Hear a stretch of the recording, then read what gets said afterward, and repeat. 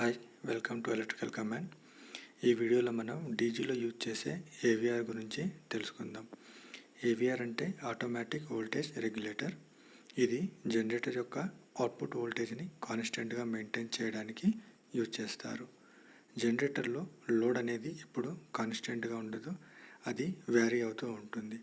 For example, జనరేటర్లో load సడన్గా increase అయితే ఆ జనరేటర్ యొక్క స్పీడ్ డిక్రీజ్ అవుతుంది. అదేవిధంగా జనరేటర్ యొక్క అవుట్పుట్ వోల్టేజ్ కూడా డిక్రీజ్ అవుతుంది.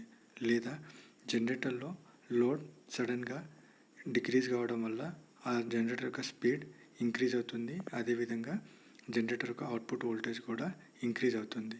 అంటే జనరేటర్లో లోడ్ వేరియేషన్ వల్ల ఆ జనరేటర్ యొక్క అవుట్పుట్ వోల్టేజ్ పెరగడం కానీ లేదా తగ్గడం కానీ జరుగుతూ ఉంటుంది.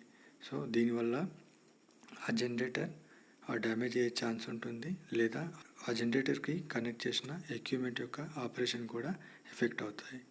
కానీ ఏవిఆర్ని యూజ్ చేయడం వల్ల ఇది జనరేటర్ యొక్క అవుట్పుట్ వోల్టేజ్ని ఎప్పుడు కాన్స్టెంట్గా మెయింటైన్ చేస్తూ ఉంటుంది.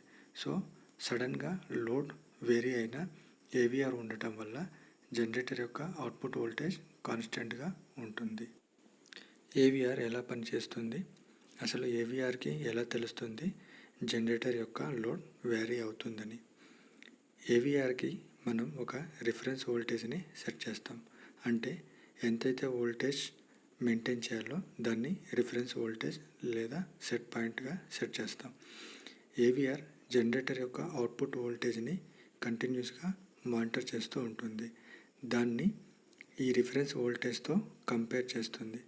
ఈ రిఫరెన్స్ వోల్టేజ్కి యాక్చువల్ డీజీ అవుట్పుట్ వోల్టేజ్కి మధ్య డిఫరెన్స్ని ఎర్రర్ వోల్టేజ్ అంటాం.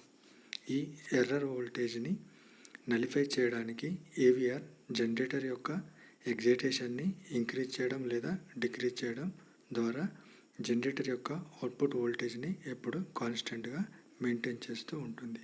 ఈ విధంగా ఏవిఆర్ జనరేటర్లో లోడ్ వేరియేషన్ ఉన్నా కానీ జనరేటర్ యొక్క అవుట్పుట్ వోల్టేజ్ని ఎప్పుడూ కాన్స్టెంట్గా మెయింటైన్ చేస్తూ ఉంటుంది.